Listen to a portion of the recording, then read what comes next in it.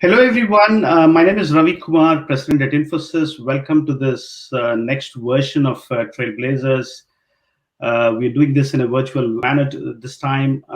Today, I have a very distinguished guest, Missy Cummings, the professor of AI at Duke University. Missy has been at Duke for a couple of years, and she's also the director for Humans and Autonomy Laboratory and Duke Robotics. Her research interests include human and machine interactions, human vehicle interactions, human autonomous systems, collaboration, systems engineering, public policy implications of unmanned vehicles, and ethical and social impact of technology. One of the most fascinating things about Missy I've read of and I've heard her many times is the fact that she was a naval officer and a military pilot in the 90s. One of the first few Navy female fighter pilots. Wow, what a transition, I would say. Welcome to the show, Missy, and thanks for joining us today. Thanks for having me. I always love it when I get to interact with Infosys. Thank you, Missy. Thank you so much for everything you do. Missy, the most fascinating thing I've read about you, and in fact, I'm a nuclear engineer myself, and I thought it was a leap to go to technology, but you beat all standards, from a fighter pilot to a professor in AI. Do you know of anybody else who has done this? No, actually, I don't. But I will tell you, and I gave an interview to The Atlantic a couple of years ago on this topic. Honestly, I don't know how people become professors without having been a fighter pilot first. I find that the kill or be killed attitude has served me well in this job. And what inspired you to do this? Well, when I was flying, especially flying fighters, and I did that for 3 years, and about 36 people died in that 3 years that I knew. So that's about one person a month that I knew. And in all cases, it wasn't war. These were avoidable accidents. And it really came down to bad machine-human interaction. People just did not understand what these planes were doing and how they were exceeding human capabilities. And so this really motivated me. All those people dying, I thought, surely there has got to be a better way to design these systems, and isn't anyone doing anything about this? And so that's what spurred me to go get my PhD, and then here I am. And if I may ask you one last question on fighters, which is your favorite fighter? Well, this is pretty tricky. Yeah. And so, if I could be a pilot in any time in history, I would want to be a World War II pilot flying A-7 Corsairs on carriers. I know this is going to sound terrible, but they are really manly aircraft. They're big engines, and I just love big engines. I also really liked the A4, because it was a very maneuverable delta wing aircraft. It could do an aileron roll one. Smaller one, right? It's a smaller. Yeah. You could do that a couple of times in 1 second. So, but in the end, the F-18 was the aircraft that taught me how to go supersonic, which is always interesting. But the importance of that man-machine interaction, that's where I see the real leaps when we start to bring computer technology into cockpits. So they were all good, but really I'd rather be a World War II pilot. Thank you, Missy, for that personal anecdote of yours.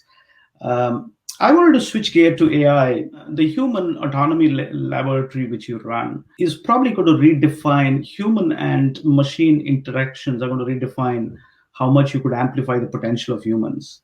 Where are we in that journey? Because there is so much talk about driverless cars.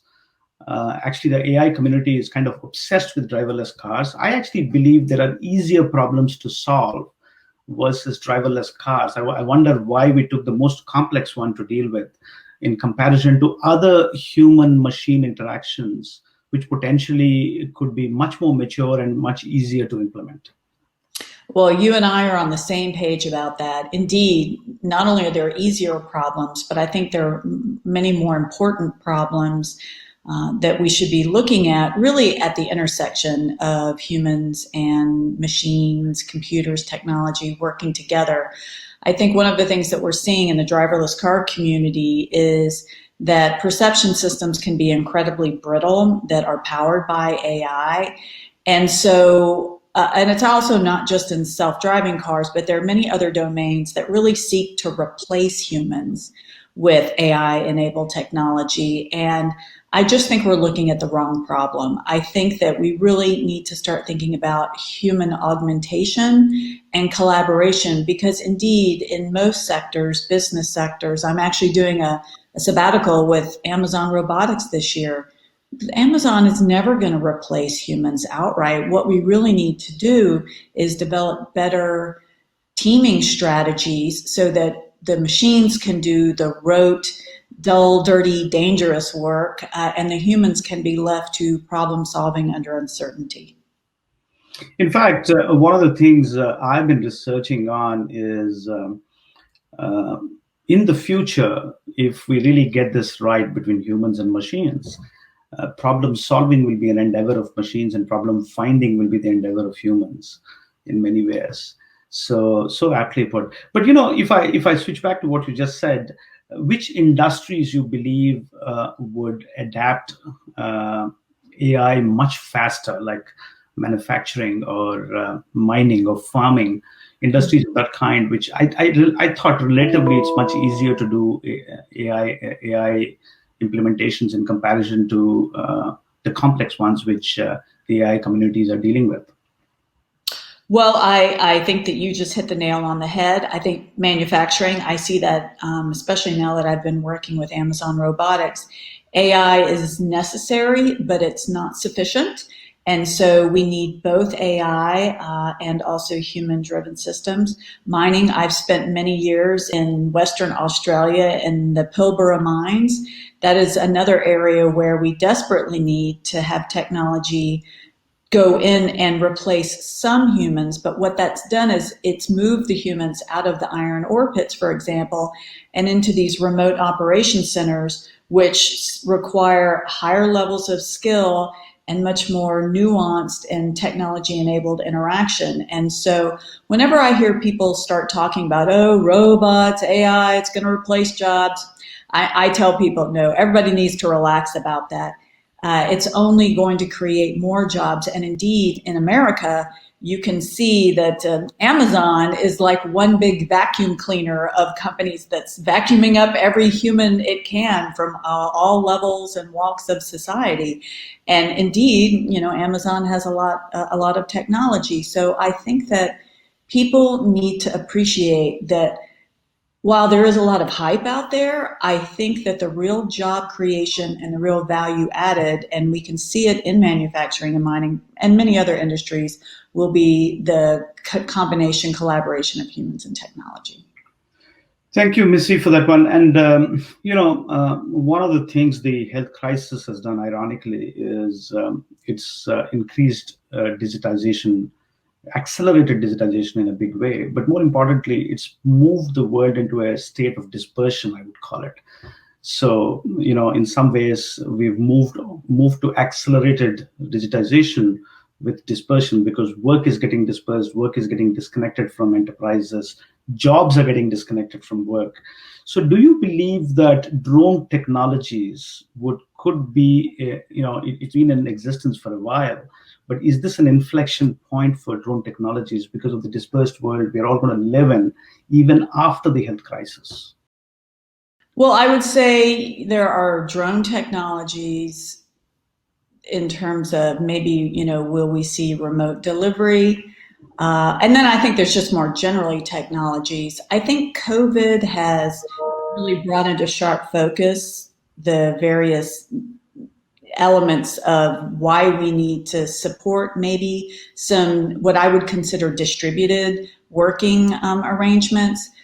Drone technologies, they're making slow but sure progress, but the reason that we're not going to see them just burst onto the scene, maybe like we saw driverless cars, there's some physical limitations. Drones can only carry so much technology. As a person who's spent way too much time flying drones in urban areas, high winds, they ruin the battery life. There's just a lot of operational issues that make drones not probably as cutting edge as people think, except they are in manufacturing. We're seeing an increasing footprint, and there'll be other technologies, related technologies. Mapping, I think, is another hugely important area that drones are growing in. But I actually think more broadly, COVID has taught us that we need to be more agile in terms of being able to move quickly between distributed work and locally sourced work. And so what I'm hoping is that people will take these lessons learned and start to learn and when I say agile, I almost roll my eyes internally because I know it's such an overused buzzword, but even when this vaccine starts to become distributed worldwide, I think that there will be new and emerging events that will need to make countries and companies need to go back and forth between these kind of work technologies. Thank you, Missy. In fact, in the last few weeks, Infosys launched something called Applied AI to Businesses. And I happened to speak to one of the professors in Stanford University, Eric Brinzolson, who also works on AI. And I've been talking to him for many years now. One of the things we started to believe is we have a second inflection point. The first one being on consumer AI for the last decade or so. And we think this is an inflection point where you're going to see acceleration of AI in businesses, enterprises. And that's also because the level of trust, the level of preciseness of machine learning and AI algorithms has kind of started to hit that point where it's better than where humans were. Businesses are not as complicated as driving a car on the streets, but we've got to that point where we think that inflection point has come for a better embrace of AI. Do you believe we are at an inflection point for businesses to adapt more AI? I do agree that we're at an inflection point for businesses to adapt AI. And I think there's a lot of confusion out there. As a professor, I see this in spades, both in the classroom and with companies that I work with. AI means different things to different people, and it ranges anywhere from very straightforward, what we would call classical rules-based AI, to more connectionist approaches with neural nets. And I think the real challenge for companies going forward is how to make sure that you understand what is the right AI to introduce at the right time and at the right scale. I think more broadly, at least in America, one of the big problems that I see on the horizon, it's not even on the horizon, it's with us today, is we simply are not training enough people to reason with AI, reason about AI, including testing and certification in safety critical systems like medical systems and driving, but also for business systems. Certainly financial systems need to make sure that we understand securities and vulnerabilities. And so I definitely think we're at an inflection point, but along with that inflection point, with the increasing need of AI, is the increasing need of people who understand AI from all levels, including entry-level workforce. But also, I have to tell you, I don't need to lecture you because you're very smart about AI, but most CEOs I talk to do not really, honestly, they don't have a clue. And so I'm very worried about if the C-suite does not understand what they're asking people to do, that this is where I can see some problems coming from. And Missy, you raised this very important point of skilling. In fact, there is a notion that AI will take away jobs of the past, but there's also an equally popular notion that AI will create more jobs of the future. But nobody knows how to create that bridge and reskilling. And is this also an opportunity for us to bridge the inclusivity and diversity divide which we have created in digital skills. I could not agree more that the need to start addressing, we talk about reskilling, upskilling, but I think in a lot of cases it's new skilling.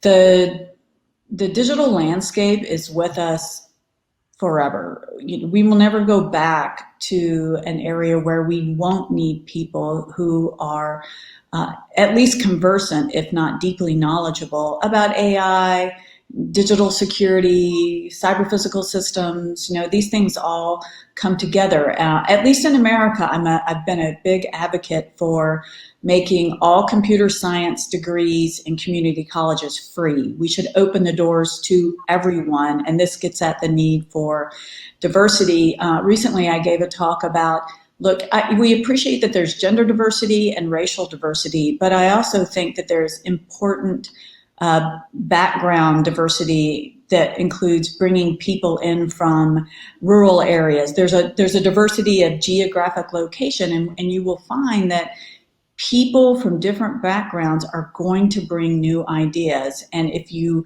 continue to just build a homogeneous workforce of whatever that background is, it's not smart business sense. So I think we do need to work harder in this country. I think other countries have done a better job, but even there, we need to reach further into particularly rural communities to get that strength of diversity in thought. Thank you, Missy. That's so well said. In fact, I wanted to squeeze in one last question for you, and this is a compelling one. I hear this from CXOs, the CXOs who know AI pretty well, or were testing and building hypotheses around it. Making it responsible. You spoke about discovering more use cases, scaling AI in enterprises, but making it responsible is equally important. And data comes with a big bias. Past data comes with a big bias, and nobody knows how to take that bias out. It's an evolving science. Any quick thoughts or views about it? I do think that trying to understand sources of bias, and I've written extensively on this in AI, is hugely important. The bias comes from the people who create the algorithms, the people who test the algorithms, and then the people who interpret the algorithms. And that's in addition to the bias that maybe can creep into the data sets that you select. And so I think my biggest concern is that we're not training, and of course this falls on me and other professors, we're not training people how to be critical deconstructionist thinkers about going after the subjectivity. And I think it's hard because we as professionals, we want to say there's no subjectivity in my data or modeling process, but the answer is there is, and there is in every model out there. And so I think that we need to spend more time working on teams to actually identify, and you'll never get away from it, but you can at least mitigate it. Thank you, Missy. That was so wonderful. Such a great conversation. I can go on for hours on this. And thank you so much for being a futurist, actually a realist as well. You're an AI realist in many ways. And thank you for inspiring all of us. And thank you for your time today. Thank you for having me. I always love to interact with Infosys friends. Thank you.